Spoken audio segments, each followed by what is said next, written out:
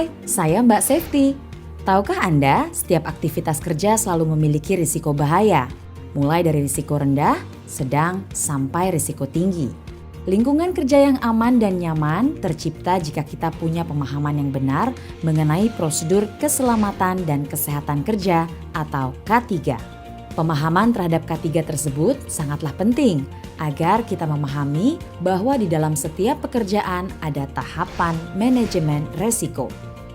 Tahapan manajemen risiko yang digunakan manajemen perusahaan untuk membuat kebijakan K3 yang sistematis mencakup identifikasi bahaya, analisa risiko, penilaian risiko, serta pengendalian risiko.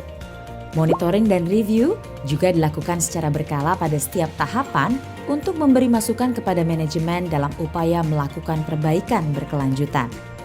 Sebagai tahapan awal, lakukan identifikasi bahaya dengan memahami hal-hal berikut.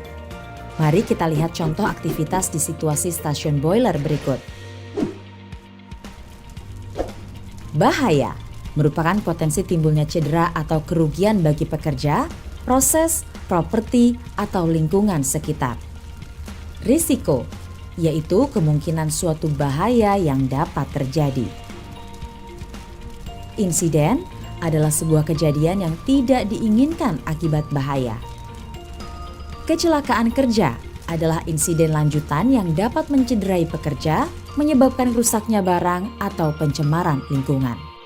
Dampak adalah tingkat keparahan atau kerugian akibat kecelakaan kerja terhadap manusia, properti, lingkungan, dan lainnya. Sekarang, mari kita coba mengidentifikasi bahaya saat kegiatan panen. Pada saat panen, potensi bahaya bisa terjadi dari buah sawit yang berat dan berada di ketinggian. Risiko bisa ditimbulkan dari aktivitas pekerja yang akan memanen buah sawit. Insiden bisa terjadi ketika buah sawit jatuh dan hampir mengenai pekerja. Kecelakaan kerja terjadi saat buah sawit jatuh mengenai pemanen. Dampaknya, pekerja menjadi terluka. Jika bahaya sudah teridentifikasi, mulailah melakukan analisa dan penilaian risiko. Gunakan matriks penilaian risiko untuk menentukan frekuensi kemunculan peristiwa tertentu dan dampak yang mungkin timbul.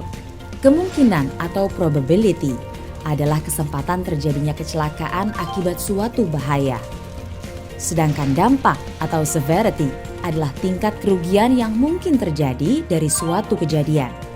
Selanjutnya, tentukan level risiko berdasarkan penilaian tersebut. Apakah risiko bisa diterima atau tidak diterima? Jika masuk dalam kategori sering terjadi dan berdampak sedang, maka risiko tidak dapat diterima.